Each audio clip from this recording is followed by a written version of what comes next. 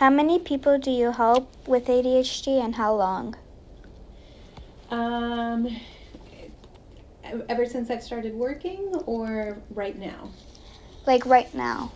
Right now, I think probably, I want to say maybe 5 or 6 kiddos who have been diagnosed with ADHD. Yeah. Are there different levels of ADHD? Definitely. So for most mental health diagnoses, there's people who might have like a slight version of it, people who have like a really severe version of it. So everything is on like a spectrum. Yeah. Right? It could be very slight or very severe. So there's some people who have a harder time with it and other people not so much. Yeah. Why do males get ADHD more than females? I don't know that it's necessarily that they Oh, you okay? Yeah. I don't know that they get it more often than females. I think they get diagnosed more often than females. I think a lot of times, with a lot of mental health issues, there isn't like a blood test that we can run to say like, okay, so this is ADHD, it's not, let's say, depression. What happens though is that a lot of boys, when they get depressed or they get anxious, they start to act in ways that look like ADHD. And so if you come across, or if they come across people who maybe don't spend enough time with them, sometimes they get diagnosed with ADHD, but it's not actually ADHD. It might be like anxiety or depression. I think that that's part of the reason why boys sometimes end up with that diagnosis more often, because they like act out more. How does ADHD affect everyday life? I think it affects pretty much every aspect of your everyday life. So ADHD really impacts, for some kids, your ability to concentrate. So being able to concentrate in school means that, if you can't do that, your grades are not going to be great. Yeah. You're going to be trying really hard to listen in class, and then suddenly you realize you're not paying attention anymore, and then you try to focus back and like you already lost whatever was said. It's also, for some kids, it's really hard to sort of sit still for very long periods of time. And so then they end up getting in trouble a lot more in school because they fidget, they stand up, they're impulsive. It's also really hard to plan for things when you have ADHD. So like, if you think of someone, of a simple task, like, let's say I need to Put the plates away? Put the plates away. There's lots of steps for that, right? Yeah. So you have to... And they think it's over. It's like a lot, so they get frustrated? So they can get really frustrated. Part of it is because when people without ADHD have to do a simple task like that, they can plan what the steps are, right? Yeah. Like you have to go to the dishwasher, you need to make sure it's clean, then you take them out, you make sure that they're dry, then you have to make sure that they're going into the right drawer or the cabinet. Kids with ADHD have a really hard time planning for things. And so they might skip steps, they might not remember what step to begin with, and so it's understandable that they would then get frustrated, or they might do the first 4 steps and then get distracted with something else and sort of move on. Yeah. And then it looks like they didn't put the dishes away, but it's because they got distracted. How do you tell you have ADHD? So there's assessments that parents and teachers and kids can fill out that looks at your ability to concentrate and also your ability to control your behavior, like how impulsive you are or how active you are. That by itself shouldn't be enough to diagnose ADHD. That's why I think a lot of kids end up getting misdiagnosed with ADHD. There's testing, like psychological testing, that can be done where we can take a look at things like memory and something that's called executive functioning, which is someone's ability to like plan and remember steps and break things down into smaller steps.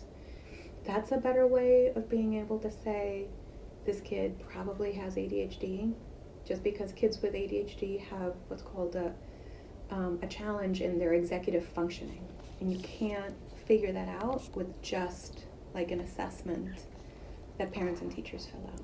Yeah. Does ADHD stay for your whole life, or does it go away at a certain point? It doesn't necessarily stay with you for your whole life. So there's a lot of different things that kids, as they get older, and parents can do to help manage ADHD. And there's actually some pretty cool research that shows that some kids seem to outgrow ADHD. It depends on how severe it was and how much help they got. And then there's other people who will always kind of struggle a little bit with like their concentration or their activity level throughout their life, but they manage it really well. They just find careers that fit them really well. Yeah. So if they don't have, like when they have ADHD and when they leave with ADHD, do they still have to take the medications even though they don't have it anymore? So for ADHD medication, what sometimes parents do is that they decide like, hey, let's take a break over the summer or on the weekends, see what happens, see if like we can manage without it. And then they see, and then that's kind of the way that you can tell if your kid is outgrowing ADHD or not. But sometimes you end up seeing like, hey, you know, it's better to stay on the medication. You do better on it. Yeah. So no, it's not like if you start ADHD medication, you have to stay on it for life. You can sort of go off it and see what happens. Yeah. What's the most common age for ADHD? Because some scientists say it's age 7. Mm-hmm. Is it? I don't know if it's... I think that's when you start to see young kiddos having a hard time like sitting still or concentrating. I think the reason why it comes up at age 7 is because when you're younger than that, you're kind of not expected to be able to concentrate for that long, or you're not expected to stay in your seat for that long. So if you're struggling with those things, you kind of look exactly like your friends, because everyone is having a hard time with that, right? Because you're so young. So it's starting at around age 7 when you start to get into school and you're more expected to be able to do those things. That's when you start to see the kids who are really struggling with that. Okay. So I don't know if that's when it starts. I think that's when we start to notice it, because we're now expecting you to do different things that we weren't expecting you to do before. From the normal brain, is it different for an ADHD brain and a normal brain?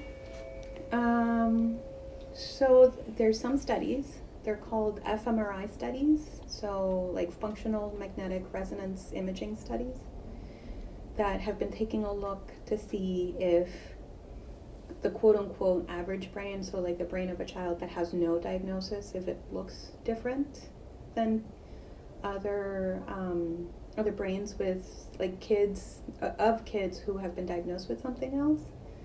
They're seeing some differences both in like the way that the brain works, right? Like their ability to stop impulses seems to be different in different parts of the brain. But it's not like the structure. I don't think that there's been any studies that show that the structure of the brain is different. It's just the way it works. Yeah. Is ADHD in kids different from their adults and the medications they take? Repeat the question again. Is ADHD in kids different in adults with their medications? So what is it? So there's different medications for ADHD. There's like the typical ones that you start out with that you take and you feel it like taking effect almost right away, and then they leave your body pretty quickly. Adults can also take the same medications. They just take a bigger dose of it because they're bigger people. Yeah. There's other medications that are not, they don't act the same way, but some of those medications are not approved for younger kids. Yeah.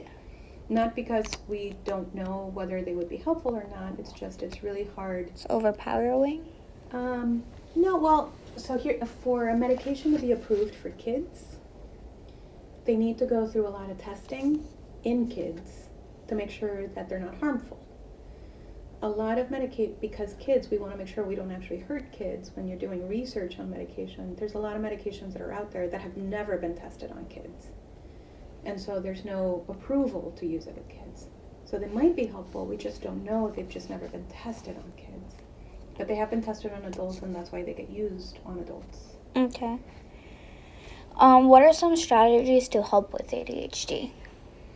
So it depends on what you're struggling with, because some kids struggle more with the lack of attention. Other kids struggle more with being able to like not be so active. Other kids struggle with both. So it kind of depends. So with the difficulties with attention, being able to keep lists of things that you need to do, planners, being able to take frequent breaks is really helpful.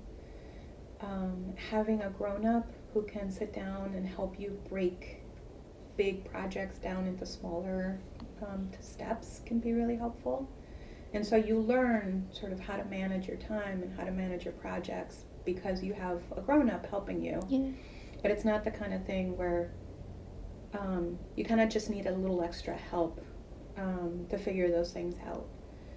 If you are more on the, like, I'm fidgety, I have a hard time sitting still, I'm kind of impulsive, things like I don't know if you remember the big bouncy blue ball that I used to have here in the Yeah, the office? yoga ball. The yoga ball. Some kids can actually, if they're bouncing on that while they're studying, they actually can concentrate a little better. Because they're moving around. Because they're moving around, right? So instead of all their concentration focusing on just trying to sit still, now they can move, and so now they can concentrate on studying, let's say. They're not trying so hard to manage their bodies. Okay. Do you recommend exercise and more sleeping time for people that have ADHD? I would recommend that for everyone. I think exercise is really, really important for your mental health in general. I think for kids with ADHD, it's really important to help them get their bodies moving. And nowadays in schools, we spend so much, and even at work, we spend so much time sitting down. Yeah. It's hard to get that exercise in. And I think it's really hopeful especially for kids, Yeah. and kids with ADHD. And definitely as much sleep as you can get. I think kids in general kind of go to sleep too late. And that's when your brain is like processing all the stuff from the day. And I don't know about you, but I know if I'm sleepy the following day, I can't concentrate. Yeah. So I think if you can wake up rested, you'll be able to concentrate more. Does screen time affect people with ADHD? Like by their violence, if they watch some stuff? So I think, definitely watching violent scenes on the phones, I think affects everyone. Mm-hmm. It's not like you're not gonna get ADHD because you're watching a lot of TV. Yeah. So I don't know if maybe that answers your question. Yeah, it's like when you have ADHD, should you watch less screen, or does it not matter? I think I'm a big proponent of like it's not how much screen time you have, it's what kind of screen time you have, Mm-hmm. what you're watching. Because I think that there's a lot of really great apps out there that could actually be helpful. Yeah. For kids with ADHD. But if you're just kind of sitting and watching sort of something maybe a little violent, Yeah. that's not going to help anyone. Do people in school, like their teachers or guidance counselors, know how to deal with it, or do they deal with it? I think schools have had to become really, really good at trying to figure out how to help kids with ADHD. because there are so many kids who struggle with that. So I think sometimes it's hard for school staff to try to figure out what each kid needs to make sure that they're learning in the best way that they can, because they're not teaching just one kiddo. They have to think about the entire class. But I have seen schools that have done really amazing things in terms of trying to help the kids with different strategies and how to make sure that they're teaching them how to manage their ADHD. Thank you for answering these questions. Of course.